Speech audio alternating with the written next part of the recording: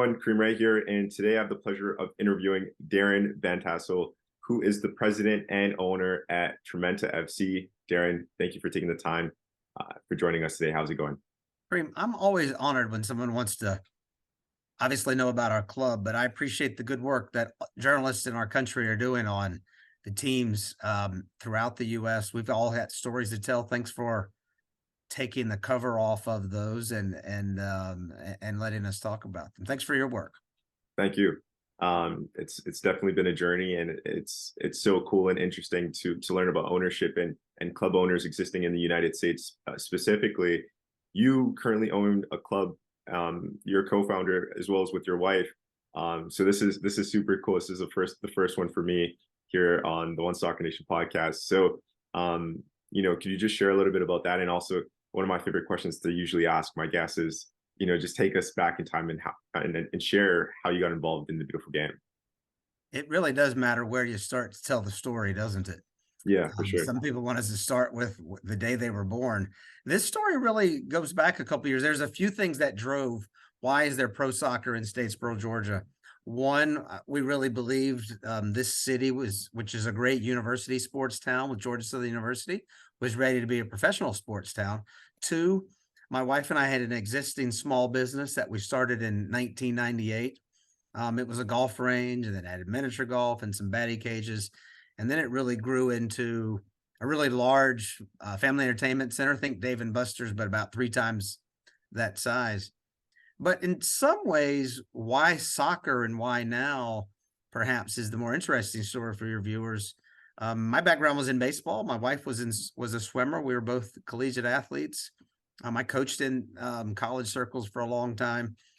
But every sport, everybody knows FIFA clearly, but every sport has its own international federation, Kareem. And I was the competition director and worked with the director of development for about 20 some years with the International Baseball Federation. A lot of folks don't realize that every sport has such a federation, and they all hold world championships every year. FIFA is clearly one that gets our mind in the football world. And every 4 years, those selected international sports federations come together, hold their world championships at the same place and at the same time. And that's what we've come to call the Olympics. So I'm a 3-time Olympian in baseball. I was the head coach in the 96 games in Atlanta for the Nicaraguan Olympic team. We played for the bronze medal. And then I was a technical director in the games in Athens. And then I ran the games as a competition director for the federation in Beijing in 2008. Lots of World Cups, a lot of intercontinental championships. And along the way, it became very clear over those 20 plus years that soccer wasn't just the biggest sport in the world. That wasn't a hard thing to realize. Baseball is pretty big globally too. But for me, soccer was the biggest thing in the world. It was absolutely the most popular thing, and forget just sports. And as we started to think about the other piece that's sort of worthy for your listeners to know is I have a PhD. My background's in international affairs. I did a lot of teaching about sports and international relations. I was when we talked about international development, one of the things that I like to talk and research about was really the role of sport and international relations, and specifically the role of what I called the four global languages in the world. And for me, that was food, music, art, and sport. Those identifiers, which are cultural in nature, are really the ways communities can identify themselves. And that's how you bring communities together. They cut across all those various borders that as humans, we sometimes separate ourselves from, and sometimes we don't celebrate those differences enough. And even though they might be short-lived, those are wonderful ways, I think, to build communities. Those are 4 powerful things that folks can get their head wrapped around. And when you're doing things well, those things really warm your soul at night. When you're not doing them well, they can burn your house down. Those 4 components, particularly on the sports side, I think. When it came time to grow our business to the next level, there are no such things as just starting your own professional baseball franchise. Major League Baseball has that locked down pretty well in this country. But the USL presented a really wonderful opportunity for us when Nitra, who's my wife, we started looking at those opportunities in 2014 and 2015. A franchise was available.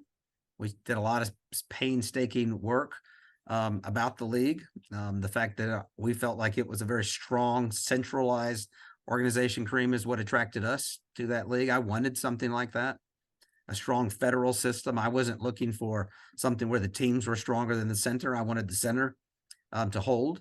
I thought that was, in growing the business, would be really, really important. So we went through a marketing program. We came up with, we wanted to pay homage to the international roots of the game. And so Tormenta, the Spanish word for storm, is what we chose. There was a youth academy that was called Storm, that my son played in. And a team was born. We built a crest around it. The animal that's inside of that crest, we're very proud, is an ibis, which is known for its bravery in the animal world, because it's the last animal to retreat from a storm, a tormenta, and it's the first animal to reappear when the storm passes. And so we live in college football crazy part of the United States, which means if you're going to try pro soccer here, you better stay out in the rain a lot longer to get things done. And lo and behold, we weren't just able to grow our business with our footprint. We'll talk some about that, but we were able to provide another identifier for a community that was home. And for my wife and I, that mattered a great deal. It was a sport that was handed to us by our youngest son. We didn't grow up playing soccer, but we became parents of an elite academy player who would go on to play college soccer. He was smart enough to turn professional as a nurse, which is really fun to follow his career like that. And he and his older brother were really important parts of how this thing came about that we were doing. Started playing at the pre-professional level in 2016, turned pro with that first USL League One season in 2019. And today we get to say that we are the defending champs in USL League One, headed into the playoffs here, and also won the USL W inaugural season as national champions. And we have a thriving, almost 3,000 families are in our academy here, and we're building big things. So we're trying to be really good on the playing side and the development side. And we're building stadiums and really an entertainment district around that. That's about as short as I know how to tell you how we got here in terms of where our story began, Kareem. For sure, it's a lot of amazing work that you guys have been able to accomplish and do for the community. Would you say that you were involved in the community even before putting together this professional soccer team asset in your community?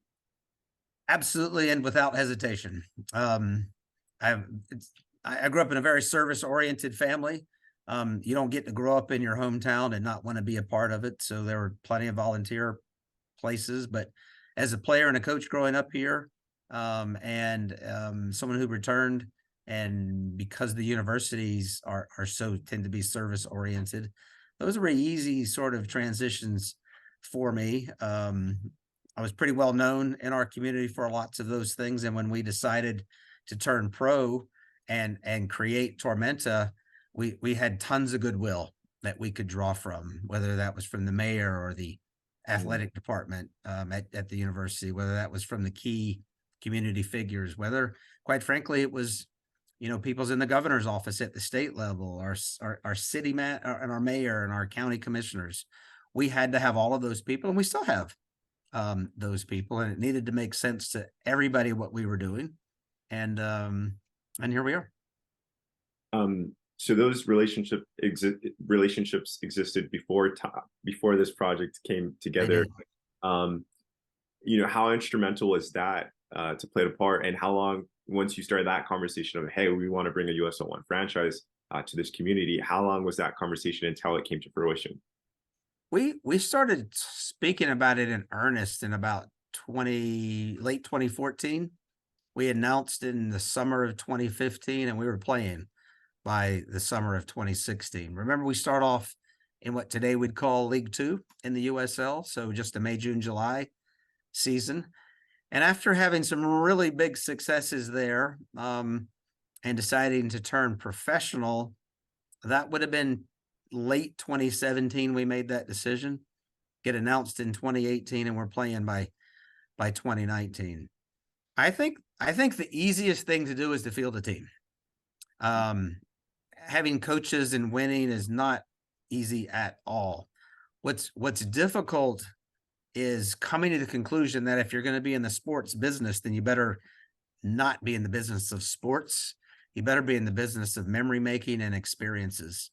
And to do that, you've got to use food, music, and art.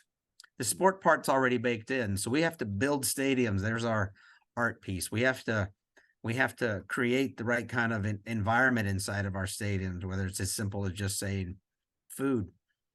Music people respond to as well. So we have to, when we're building our stadiums, they have to be live, work, eat, play, entertainment centered neighborhoods. They have to, the real estate around it has to be as good as the stadium itself. And quite frankly, being involved in all three of those is the key to making these things work. So you can't do any of that if you don't have your city, your county, your board of education, your state officials, your community folks who you can't ask the community to be a part of you if you're not going to be a part of it. That's a cliche. And you don't do it just because it makes you feel good. You do it because it's in your self-interest if you're going to make this thing fly. And while soccer is absolutely the fastest growing sport, we could probably even argue in U.S. history. I just made that stat up, by the way, but I think that's not an unfair piece. We have this wonderful runway coming up with the World Cup here in just a few years. We really see ourselves, Kareem, not just as part of the local community. That's where our home is, but we really see ourselves as part of the global soccer landscape, where what's happening in other leagues matters to us. It matters to our players. Our fans are increasingly starting to understand those pieces, and why we will be where our feet are and play right here. Our league is what matters to us most. I don't think there's any question that we see ourselves as part of that global landscape. And I think most of us inside of the USL believe that as well. For sure. I'm curious to get your thoughts on this. I still think soccer in the US is pretty early. You got in 2014, 2015, which is great. I could imagine franchise fees at that time compared to now are way higher than before. Sure. And I've heard back in like the 2000s, the question was, will soccer survive? Now we're at a point where soccer's about to hit all-time highs with 2026. With saying that, I'm asking you to pull out your magic ball here. What do you see happening 2 years when 2026 comes around? What do you see happening, the effects happening in the US and to your club as well? Let me back up and sort of plant the scene for a little bit. Let's think about where our sports fans are in the US. It's hard to argue there's so many great places all over the world where sports is thriving. Here's where I think the US is unique. Not that we're better sports fans than any place else, but there's a lot of wealth here. There's a lot of people here. It's the third largest by population country in the world, which says a lot. It's one of the larger geographic areas too. But let's think about where the major sports have come from in the United States. Baseball clearly has been around the furthest. I was a baseball guy. Where did I learn baseball? From my dad, from my grandparents. Played basketball growing up too. Love basketball. I'm just a fan of it now. Where did I learn basketball? From my parents, who had it handed down from them. Played a little bit of American football. I wasn't good enough to do that. Still a big fan. Where did that come from? From my parents, from people older than me. Soccer in this country is being handed up from people younger than me. That dynamic cannot be lost on this conversation. It was not handed to me down. It was handed to me by younger people.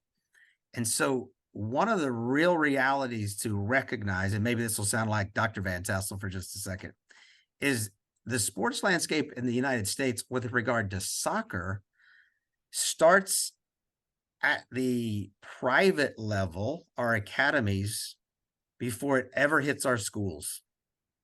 Now that has some implications, because let's remind ourselves too, there's no other place in the world that plays sports at universities and high schools and middle schools like this country does. And it's an important fabric of where we are. Our best players who go on to play professionally played in college, and then they played in high school before that. And then they played for their middle schools, and they played for their recreation departments. In this country, because soccer was at a much newer level in the pre-2000s, we'll just use the turn of the century, it really flourished first in the private sector. And then it would come to our schools. I mean, here's a reminder, Kareem, when the World Cup was last held in the United States in '94, it wasn't in most high schools. It wasn't in most universities. Much less the MLS and the USL don't even exist. So that question you're asking, where are we going to be in a few years? Let's just remind ourselves where we've come from. It wasn't that long ago when I was a full-time baseball guy, I barely knew what FC Barcelona was, right? And this was 2007, just to give you some sense of how much of that leap where I've had to make that transition from. And there's some funny stories about such things. So where do I think it's going to be? I don't think it's always going to be handed up from a younger generation, right? At some point, I'll become a grandparent, or my sons who handed it up to me, they'll become where water falls back down. So we have this generational moment in front of us. It's not going to always be in front of us because now it really is too big. The world's game is clearly also an American game. And most of the sports in our country, the big three that I just suggested, NFL, NBA, and Major League Baseball, they all originate in the United States. This is a sport that originates somewhere else. And so we're culturally playing a lot of catch up. That's good for the United States, by the way. US doesn't always celebrate those things it's playing catch up on. So having said that, I think the exponential growth of this thing is so big, Kareem, it's hard to predict. It's not linear. It's doubling and quadrupling in size every year. And because of that speed and pace of change, it's hard to keep up. And what the one constant that we do know is that it's growing faster than most of the things that we're used to. And on the business side, that presents some unique challenges. Our players at the professional level are getting better faster than our officials are, for example. I saw the same thing when I was working with the International Baseball Federation. The baseball players in Europe were getting better much faster than the baseball umpires were in Europe. So those are some generational pieces to catch up. And our best officials are really, who are going to be our best soccer officials in the United States, are probably 10, 12, and 14 right now.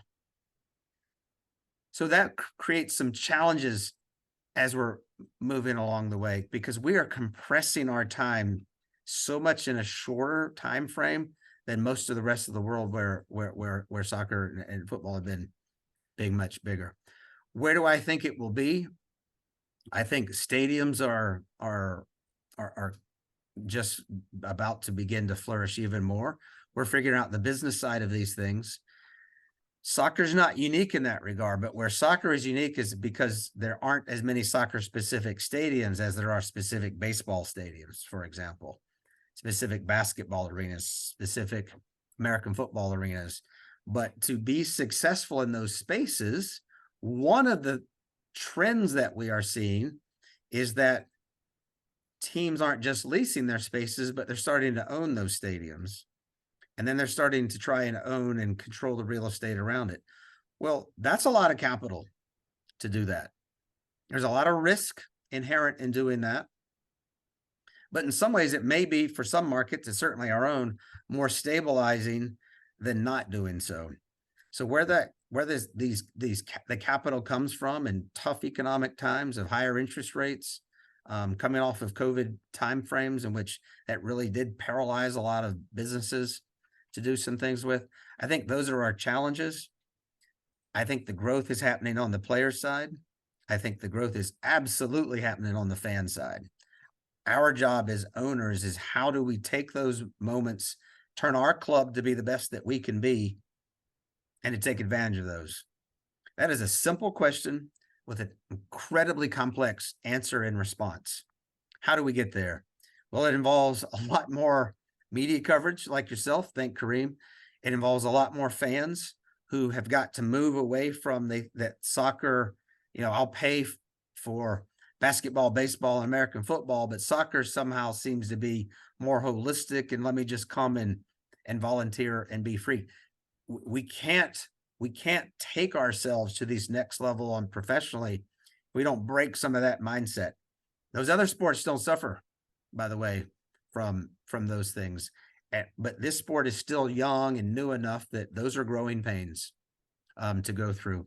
Where do I see that we're going to be in 2026?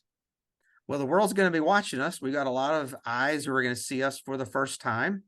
And I think how our leagues look, professional leagues building up to that time, I think we all have our own responsibilities as clubs. And listen, I think it's a big responsibility when we say that, we have responsibility for all of us that live in this entire country about what it looks like when people are going to peer in.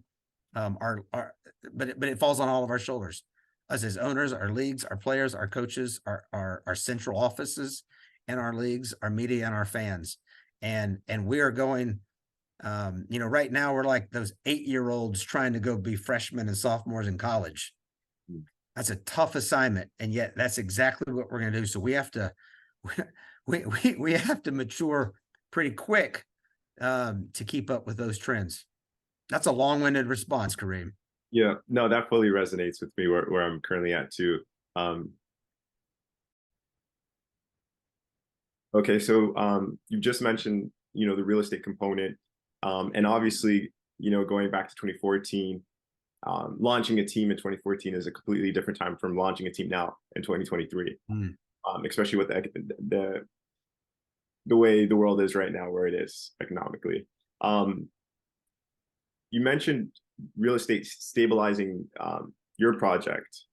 How has it stabilized it?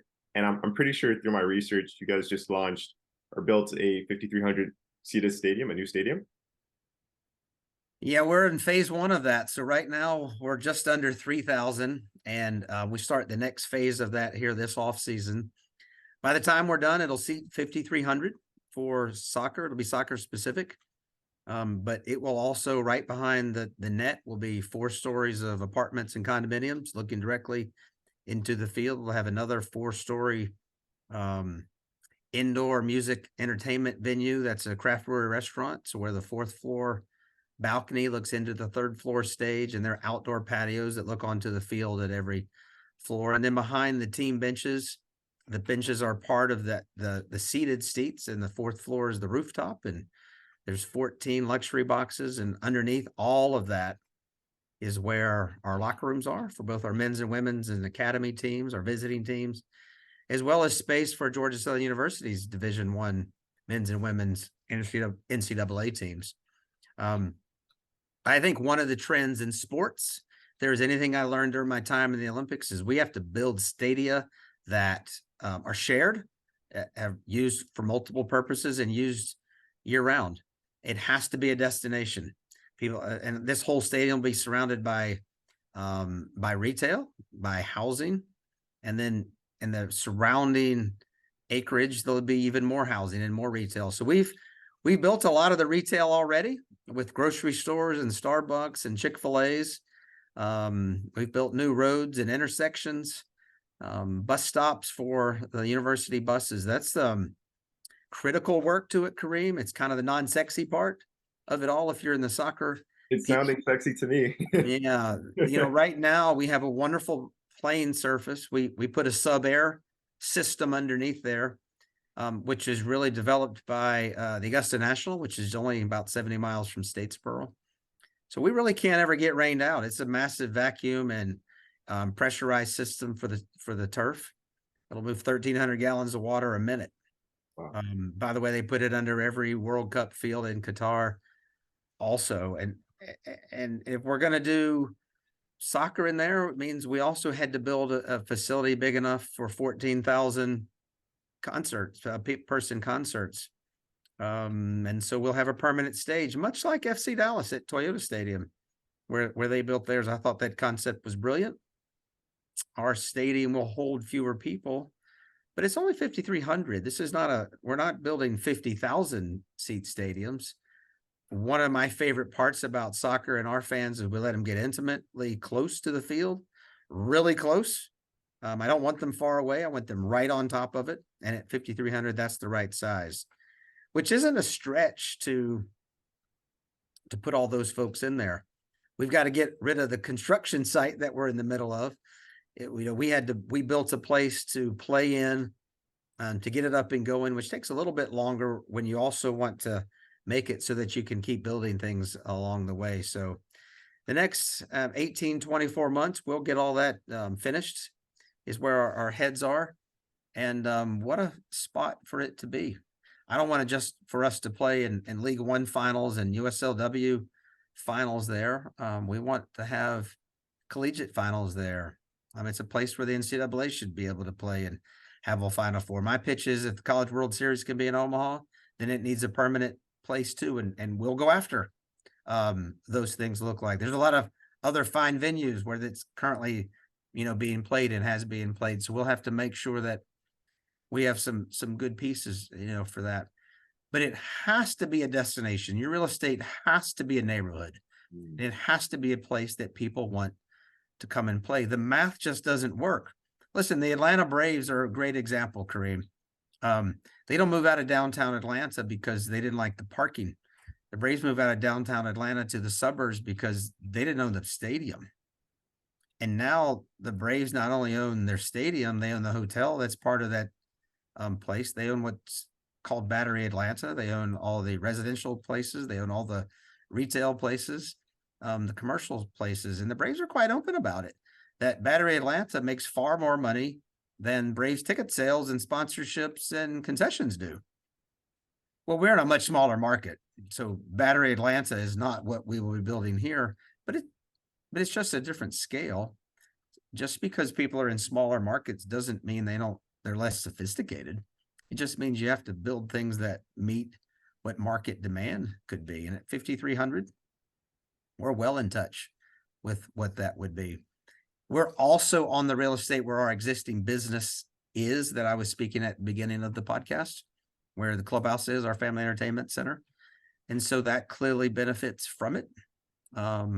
Where all of those retail places I told you that have already been built and are up and coming, we got those going. And now our job is to complete the rest of the mixed use part of the stadium and a whole bunch of additional housing. It's a project that's very popular here. It's popular in Statesboro. It's a project that's been on our local network affiliates in Savannah, whether it's ABC, CBS, NBC, and Fox. So it gets lots of attention. Our responsibility is to be good stewards. We got one shot at getting this right. We've got to make sure we get it right. Absolutely. In regards to location, I'm going to load this question up. Are you guys downtown? And then you guys are building a lot of real estate. You mentioned building roads. Are you guys partnered with a builder, or do you guys do the real estate? Like, how does that work? There's so many different ways you can do that. So I think we have our land, which has been part of our in the partnership of our families since 1815. It's been there a long time. 1815? 1815. Wow. And so it's been cotton fields for a long time. It's been farmland for a long time. Now we started developing that in 98, little by little, and now we've pushed all those chips into the middle to do so. But we are directly across the street from the main entrance of Georgia Southern University. There's almost 30,000 students there, and it's a university that's growing. It's my alma mater. It's my wife Nitra's alma mater. It is one of the reasons that makes this work is because of the location. And so while we're not downtown's only a couple of miles away. We also have a business that's downtown, so that area is super important to us. But largely what we've done is to take this area across from the university, which has been traditionally farmland, and create a stadium centered live, work, eat, play, entertainment district. It's a neighborhood. And it's a neighborhood when we're done that's over 200 acres in size.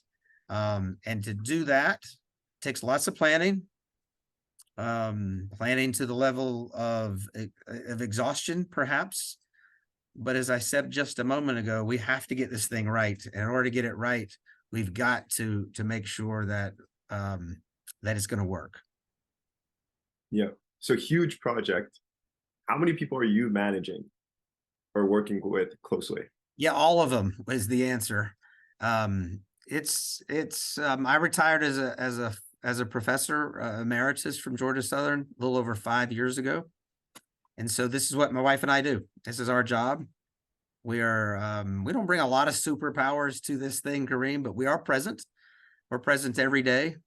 When you include the players and our staff and our front office and coaches in our academy, Tormenta probably has some 50 to 60 employees. If you had part-time folks, it's certainly higher than that. In our other existing business, there's probably another 70 folks that work on a part-time or full-time basis.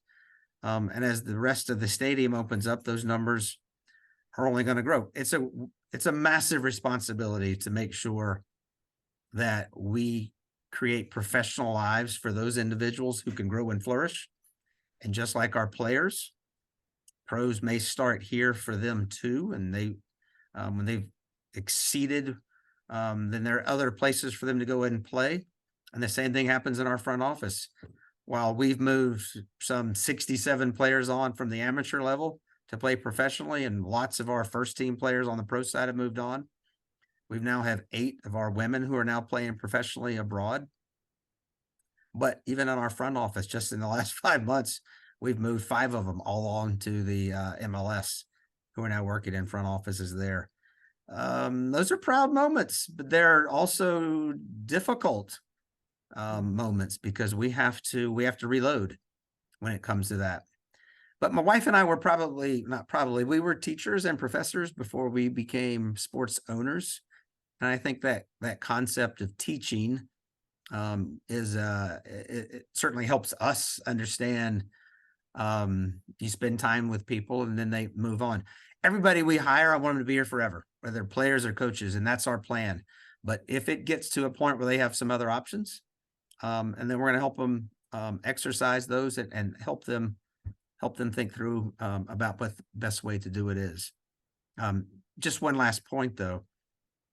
The real estate piece and the stadium piece, you've got to, again, in our model, control the concessions, the parking, the programming that'll be done at the stadium.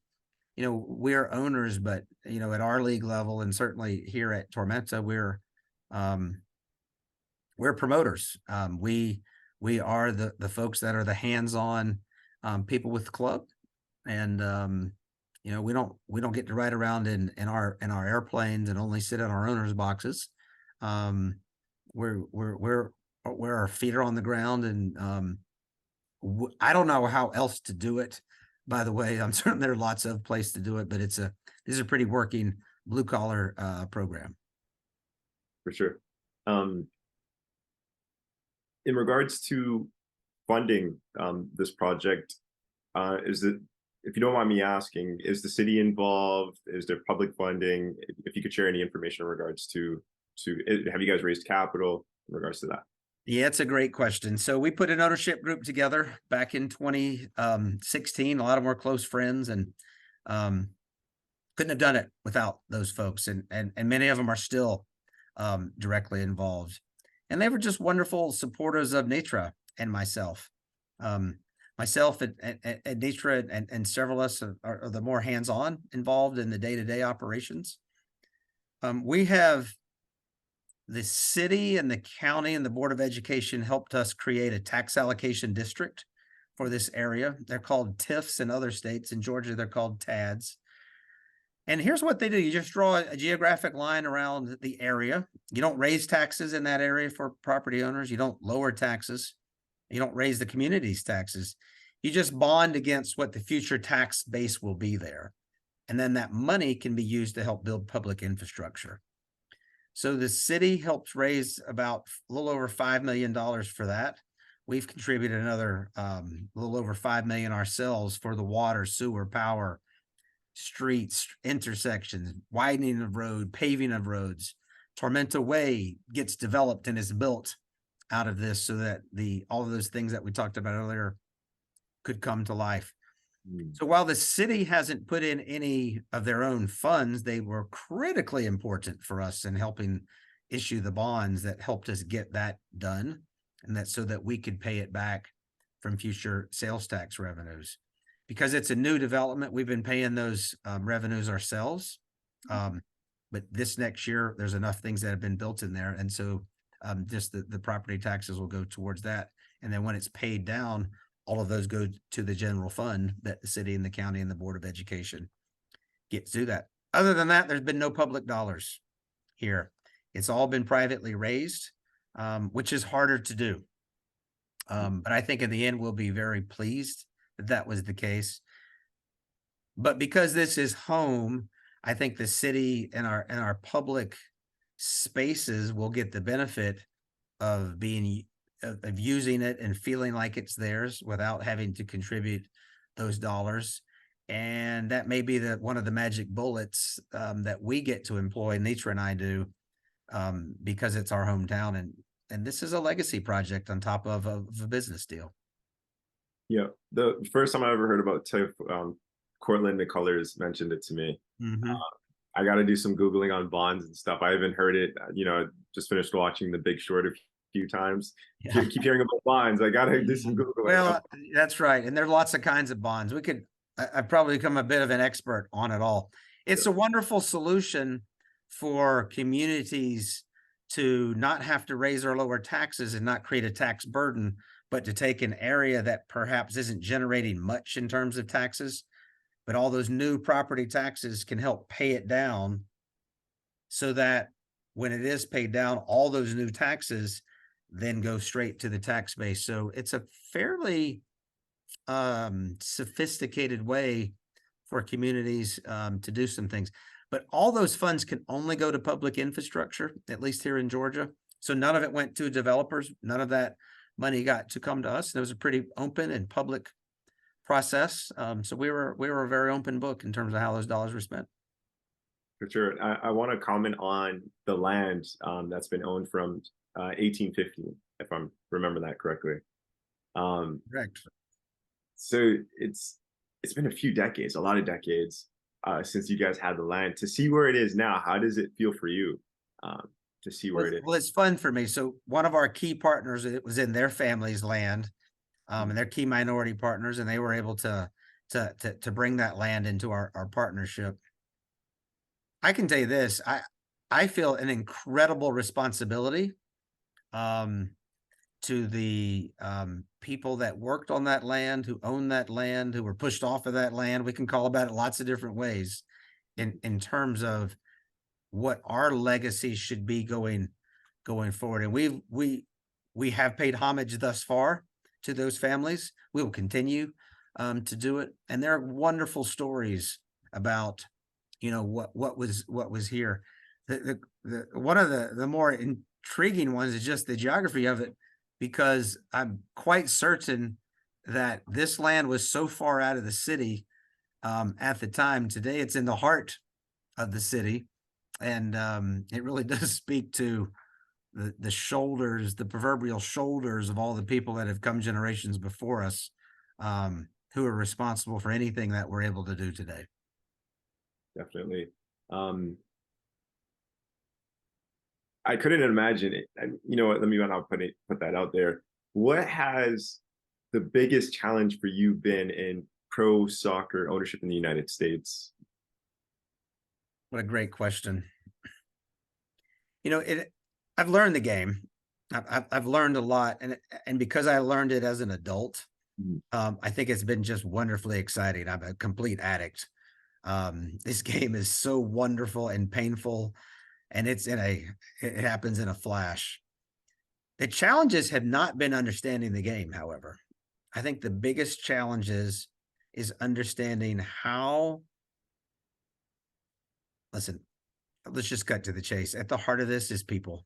We manage people, we pay people, we try to ask people to work together for a cause and to be a part of where they are. It's one thing to ask people to move to Paris to play for a club. It's another thing to ask people to move to Statesboro in South Georgia to play for a club.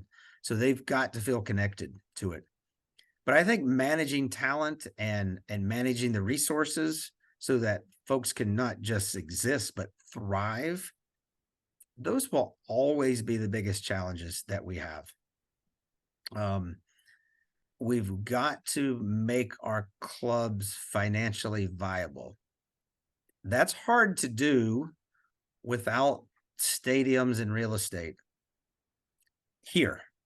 Now, there's plenty of places you can do that. The New York Yankees were successful forever, and they never owned Yankee Stadium. Just offering examples. But that trend has been a bit different, and so that is a model that we've tried to use here. I think when you start a team first, and then a stadium, and then the real estate, that's a tough order. The math doesn't always work out in your favor.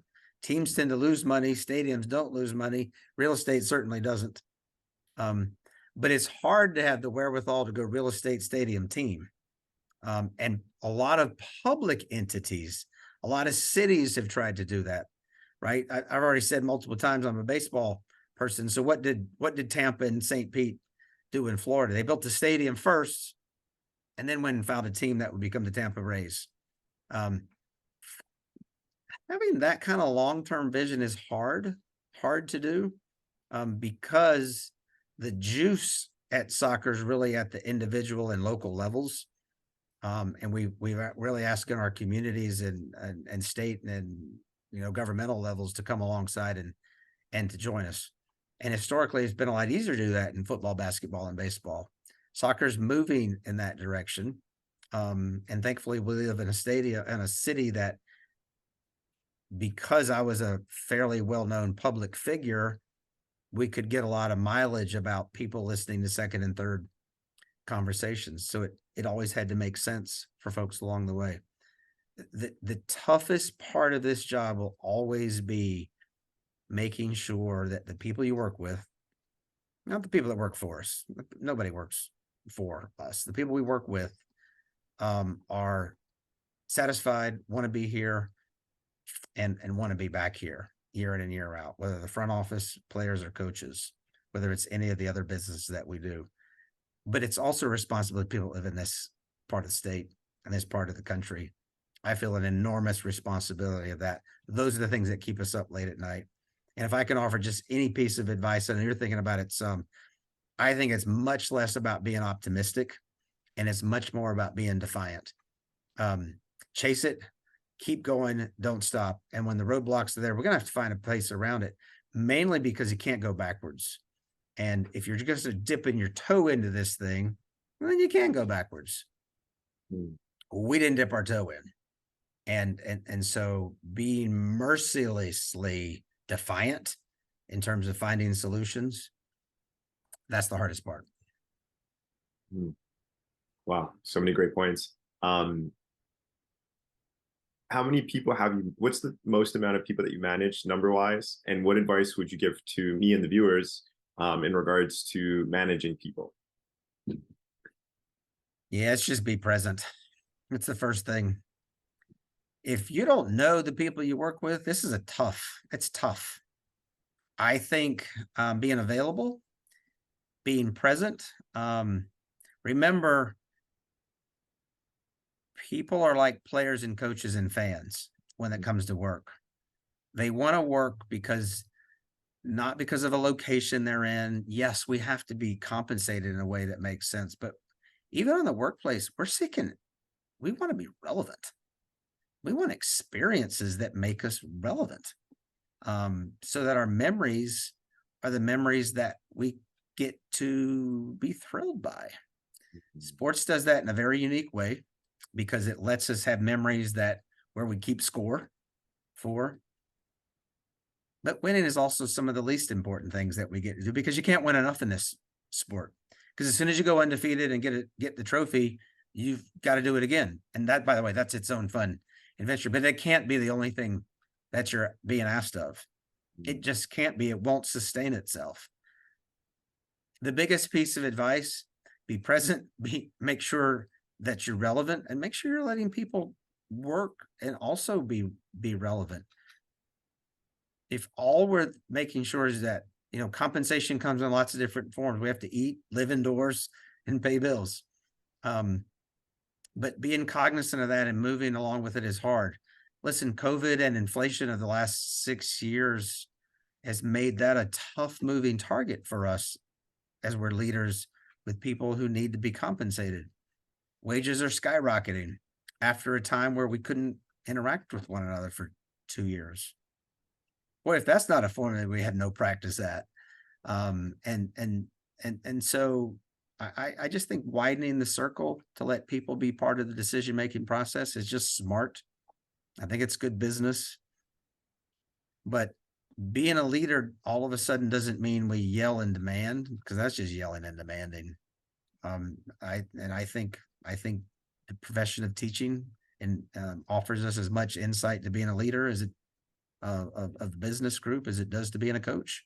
And I think it really is true. Some of those things that teachers of kindergartners and fifth graders can go a long way in terms of informing us to how are we part of something that we want to proudly wear on our shirts. Great points. Thank you for that.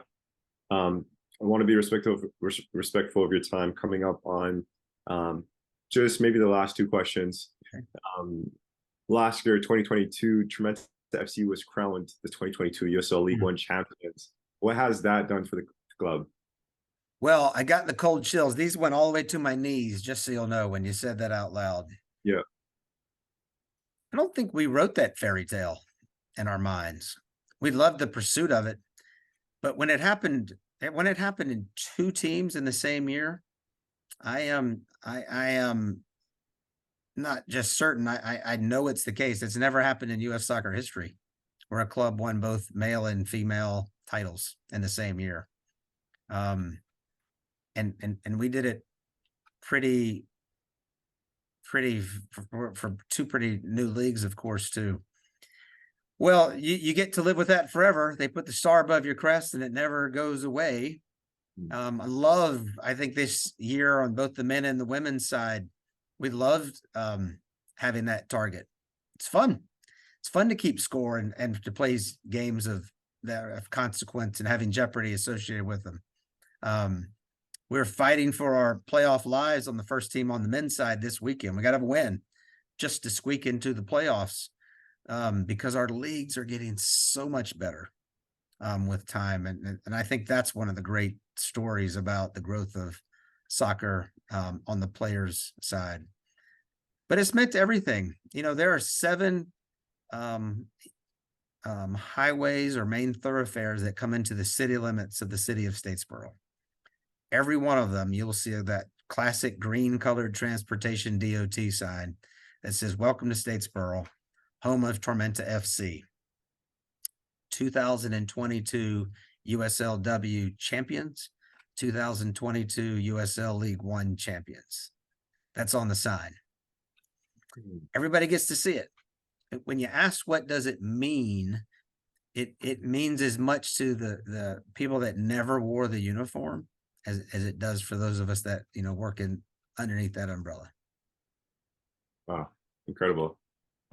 Last question before the fun questions. How do you feel about Messi being in the United States playing for Inter Miami FC? Is there a downside to Messi playing in this country? I can't imagine what it would be, but it exposed just how deep the soccer culture is here. It exposed just how deep our fandom is. And you can measure this in so many ways. 1, Messi chose us.